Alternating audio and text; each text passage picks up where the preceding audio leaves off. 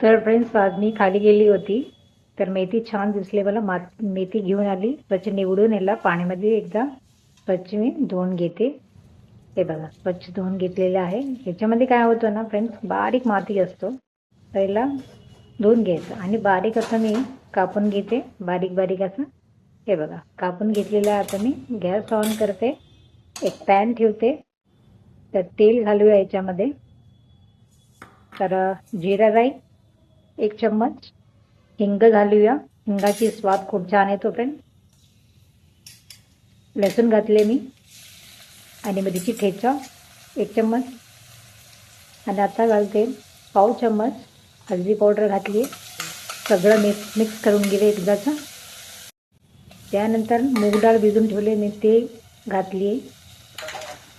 त्यानंतर कापून ठेवलं होतं भाजी, ते घालूया याच्यामध्ये. स्वादानुसार मीठ घालूया. मिक्स करून घे सगळं जिन्नस. त्यानंतर याच्या शेंगाचा कूट घालूया, ह्याला पण मिक्स करून घेऊया. हे बघा, छान झालेली आहे भाजी. आता मी एक पॅन घेते, त्याच्यामध्ये ज्वारीचं पीठ घेतले 2 वाटी. पाणी घालूया गरम गरम आणि पळ्याने चांगलं मिसळून घेऊया. हे बघा, छान मिसळून घ्यायचं.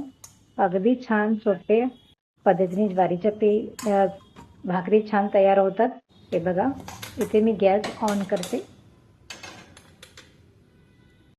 तवा ठेवून दिले मी आणि कोळपडी घेऊन थोडंसं पीठ भरभरून त्याच्यावर एक ज्वारीची भाकरी थापून घेऊया छानपैकी.